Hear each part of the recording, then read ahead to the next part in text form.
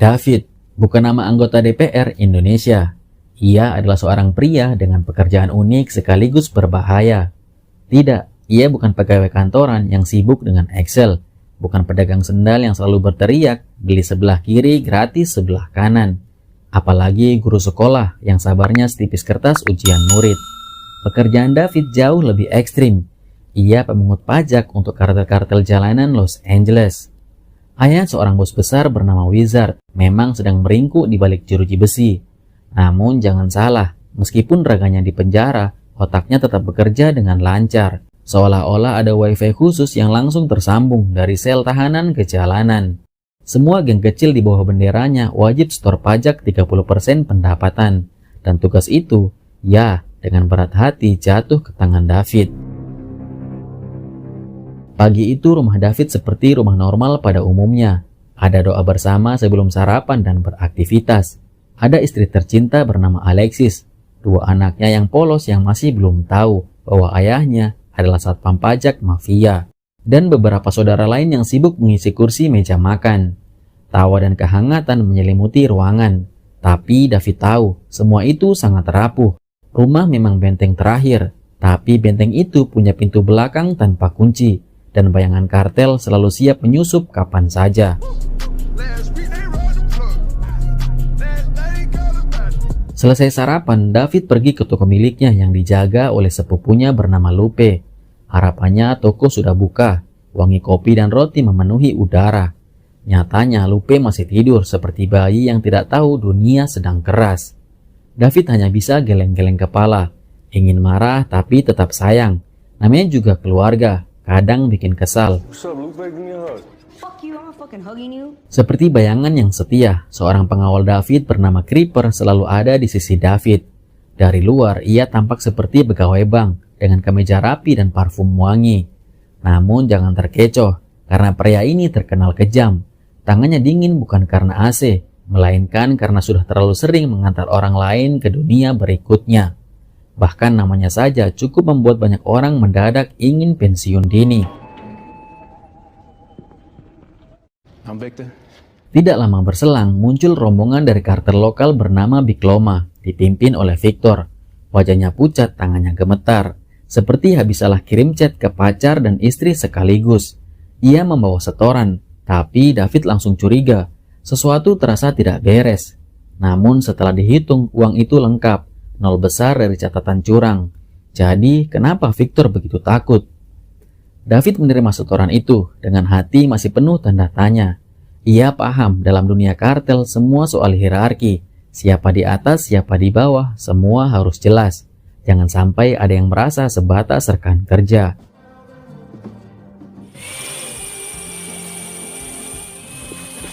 Karena masih penasaran, David pun memutuskan mendatangi tangan kanan ayahnya, yaitu pamannya bernama Louis.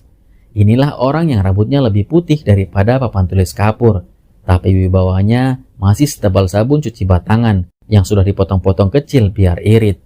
Louis bukan orang lapangan, ia lebih mirip dewan penasehat keluarga, semacam MPR tapi versi kartel. Kalau David adalah tangan pemungut, maka Louis adalah otaknya. Ia tidak turun ke jalan, tidak pula mengotori tangan dengan darah.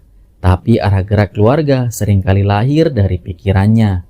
Di rumah pamannya, David menceritakan apa yang ia lihat soal Victor. Setelah dicek kembali, hasilnya tetap sama. Uang setoran masih lengkap. Aman, tidak ada yang hilang selembar pun.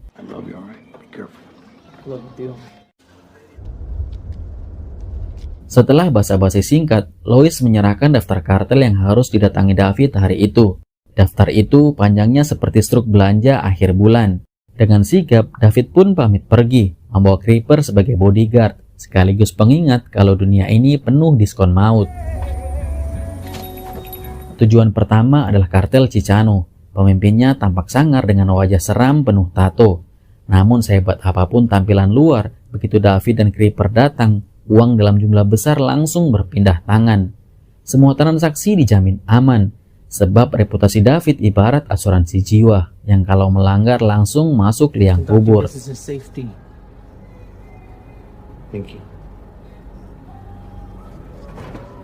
Dalam perjalanan ke lokasi berikutnya, David mendapatkan telepon dari seseorang. Rupanya ada permasalahan serius, perkelahian dengan geng lain yang masih dibawa bendera Wizard. Tanpa basa-basi, David meluncur ke sana. Sesampainya di lokasi, seorang anggota geng Blood sudah babak belur, diikat dan wajahnya lebih mirip roti sobek yang disiram saus tomat. Dengan sedikit peringatan yang tidak perlu diulang 2 kali, David mengambil tawanan itu dan menyerahkannya kembali kepada gengnya. Aksi sederhana, tapi efeknya sangat besar. Sang bos bernama Bone, pemimpin Bloods, langsung menaruh rasa hormat yang dalam.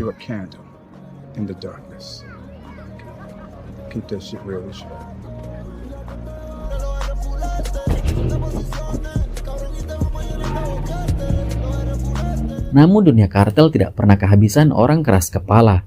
Sebuah kelompok mencoba menolak membayar pajak. Creeper dengan refleks lebih cepat dari remote TV yang dicari emak-emak, mengarahkan pistolnya tepat ke arah kepala orang itu. Selesai sudah drama singkat itu. Tidak ada kompromi, tidak ada tawar-menawar. Kartel lain pun tidak ada yang lolos dari tarikan duo David dan Creeper hari itu.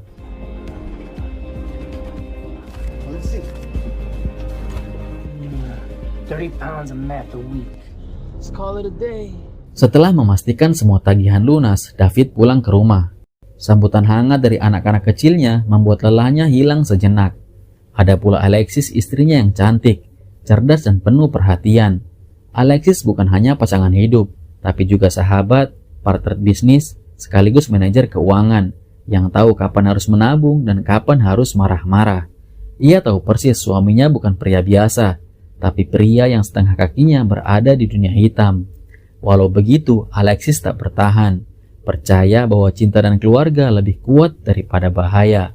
Namun kali ini Alexis tidak hanya menyambut dengan senyuman, melainkan dengan berita mengejutkan. Jumlah uang setoran ternyata kurang. Dari daftar yang ia periksa, ternyata kartel Big Loma alias Victor yang membuat selisih itu. Pantas saja, wajah Victor gemetar seperti blender rusak waktu menyerahkan uang.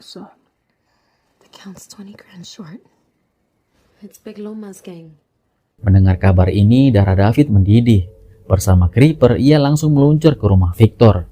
Salam pembukanya bukan selamat malam, melainkan moncong pistol yang singgah di mulut Victor. Namun ternyata Victor punya alasan. Uang setoran kurang karena sebagian ia pakai untuk biaya pengobatan anak perempuannya yang sakit leukemia. David, meski terlihat keras di luar, ternyata masih punya hati nurani. Setelah melihat bukti, ia langsung pergi tanpa menghukum Victor. Tentu saja, Creeper sepanjang jalan mengomel panjang, menyebut David terlalu sok jadi pahlawan. Let's go, Creeper. Fucked up subculture in Los Angeles and you want to play a fucking pope out here. You need to know when to shut the fuck up, Creeper. Alexis is gonna fuck your shit up. Yeah, I already fucking know, homie. I already know. Mereka pun melanjutkan perjalanan menuju kartel Venom. Seorang wanita cantik menyambutnya, membawanya bertemu sang bos. Uang setoran sudah tersedia. Namun tepat saat suasana sedang tenang, muncullah sosok baru bernama Kanejo. Dengan percaya diri, ia mengumumkan bahwa kartel Venom kini berada di bawah kekuasaannya. Dan uang setoran itu bukan lagi milik Wizard, melainkan milik dirinya. Kanejo bukan pemain lokal.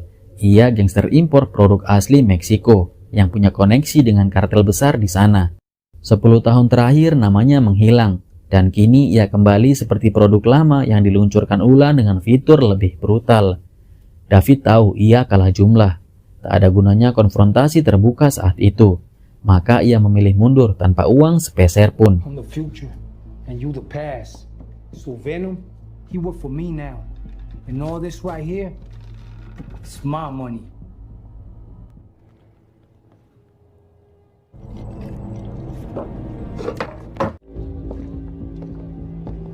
Kejadian itu segera ia laporkan pada pamannya. Sang paman tidak asing dengan nama kartel Meksiko tersebut.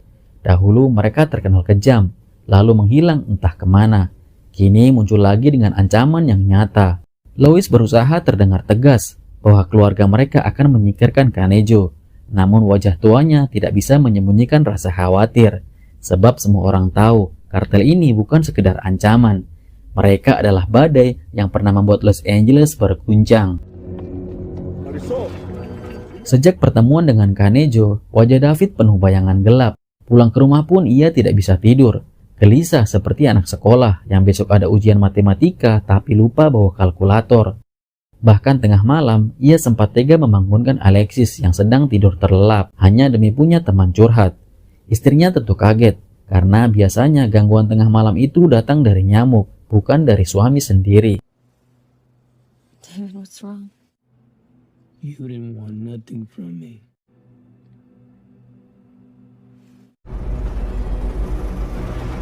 Okay, it's all good. When I'm done with Conejo, he's gonna... Singkat cerita, undangan dari Kanejo pun datang. Bukan undangan pernikahan atau ulang tahun, melainkan undangan maut untuk bertemu. Di markasnya, Kanejo mencoba merayu David agar bergabung. Ia menawarkan kedudukan tinggi, lebih bergengsi ketimbang sekedar pemungut pajak. Namun David hanya menahan diri, pikirannya kosong, lalu menanyakan keberadaan pamannya. Karena setahu David, pamannya sudah berada di sini terlebih dahulu. Jawaban yang ia terima justru membuat jantung seakan terhenti. Anak buah Kanejo membuka sebuah kotak di sebelah David, dan di dalamnya terdapat kepala pamannya yang sudah tidak lengkap dengan badan.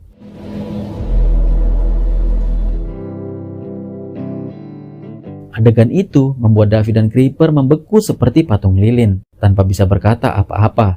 Rasa terpukul, amarah, dan dendam bercampur menjadi satu di wajah David.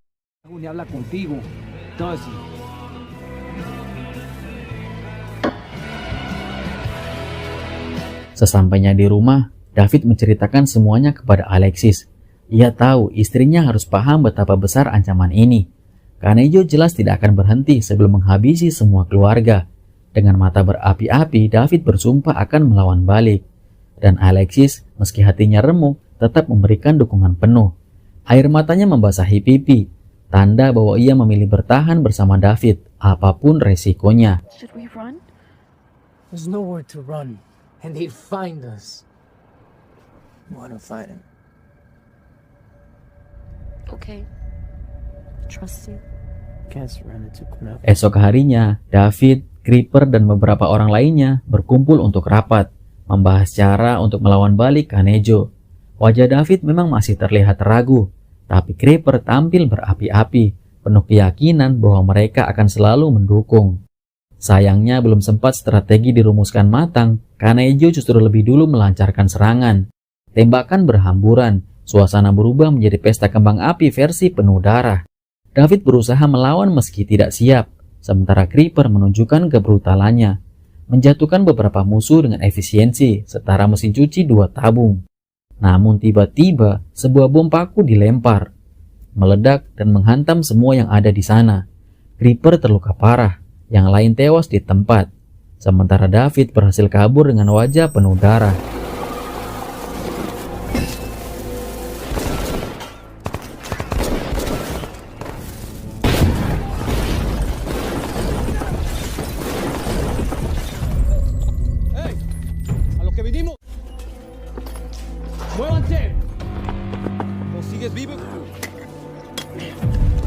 Creeper sayangnya ditangkap dalam keadaan hidup, yang jelas itu bukanlah kabar yang baik.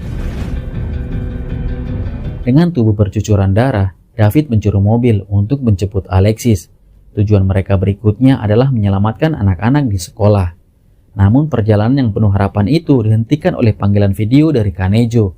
Bukan video call manis ala pasangan LDR, melainkan pameran kebrutalan. Kanejo menunjukkan Creeper yang babak belur, tubuhnya remuk, wajahnya tak berdaya. Di depan mata David, anak buah Kanejo menyiksa Creeper menggunakan martil, seperti tukang kayu yang sedang memasang paku. Hanya saja kali ini objeknya adalah tubuh manusia.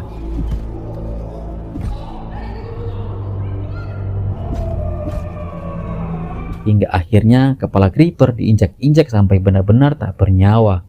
David meraung. Sumpah serapah meluncur tanpa henti. Kini tidak ada lagi negosiasi.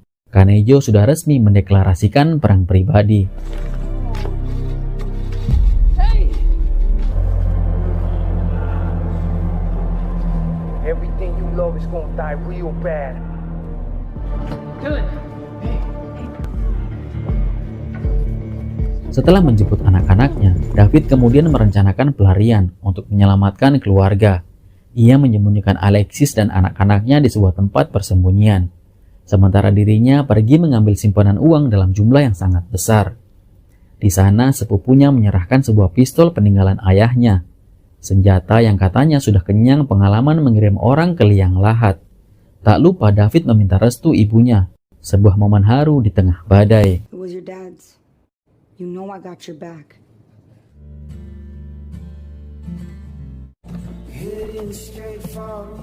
Namun begitu kembali ke tempat persembunyian, David justru mendapati Alexis sudah tergeletak tak bernyawa. Kanejo berhasil menemukan lokasi istrinya. Kehilangan itu membuat dunia David runtuh untuk kesekian kalinya. Hatinya hancur berkeping-keping.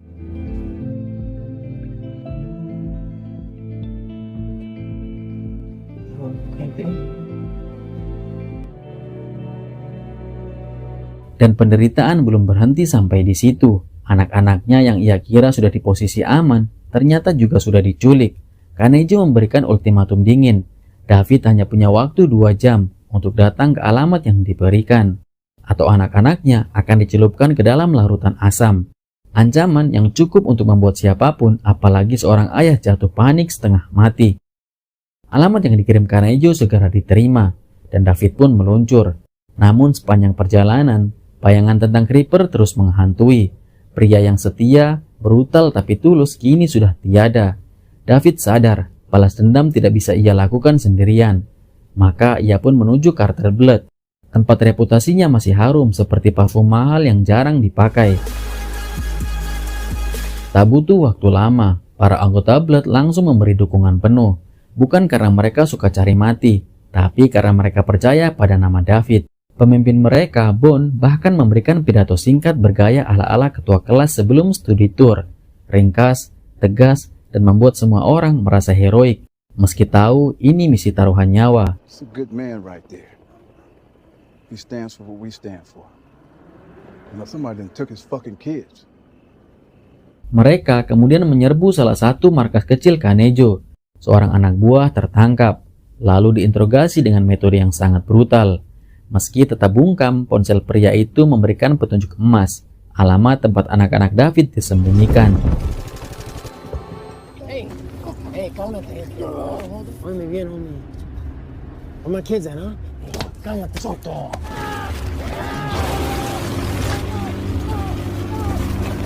Lock the fucking phone. Unlock. Lock this shit. Here's the address on the phone. Let's go get your kids. Rombongan segera meluncur ke sana. Ternyata anak-anak David dititipkan di rumah nenek Kanejo. Sebuah penyelamatan penuh haru pun terjadi. Pelukan erat menutup rasa takut yang sempat menghantui. Anak-anak sempat bertanya soal ibu mereka, dan di sanalah hati David semakin terkoyak. Dan moralitasnya juga diuji ketika Bone bertanya apa yang harus dia lakukan pada nenek Kanejo. Namun David memilih berbeda jalur. Ia menolak menjadi selevel dengan Kanejo yang membunuh tanpa pandang bulu. Baginya, keluarga, bahkan keluarga musuh adalah sesuatu yang suci. David lalu memutuskan agar anak-anaknya dibawa pergi ke tempat aman oleh orang kepercayaan Bone, sementara dirinya akan menuju Kanejo sendirian. Namun Bone menolak melepas David begitu saja. Ia tahu ini bukan sekedar misi balas dendam, tapi perang yang tidak bisa dijalani sendirian.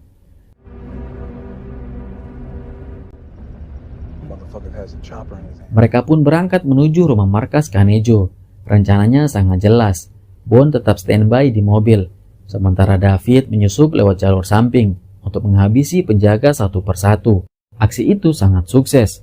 Musuh tumbang tanpa suara, sementara David melangkah semakin dekat ke pusat sarang iblis. Namun sayang, rencana tidak sepenuhnya berjalan mulus. Bone ketahuan oleh salah satu wanita anak buah Kanejo. Ia digiring masuk, tapi momen adalah segalanya. Saat waktu tepat tiba, Bone melawan balik. Wanita itu ternyata bukan lawan sembarangan, bahkan sempat menusuk pahanya. Meski begitu, dengan amarah bercampur adrenalin, Bone berhasil menghabisinya.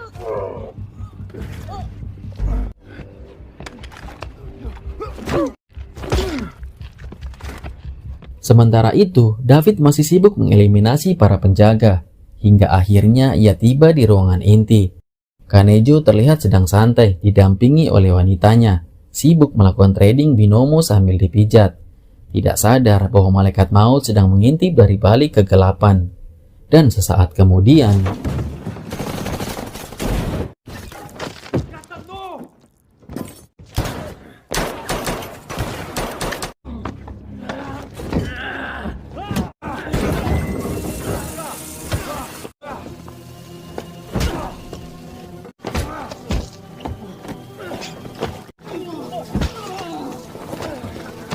You cautious! They go cut they shit!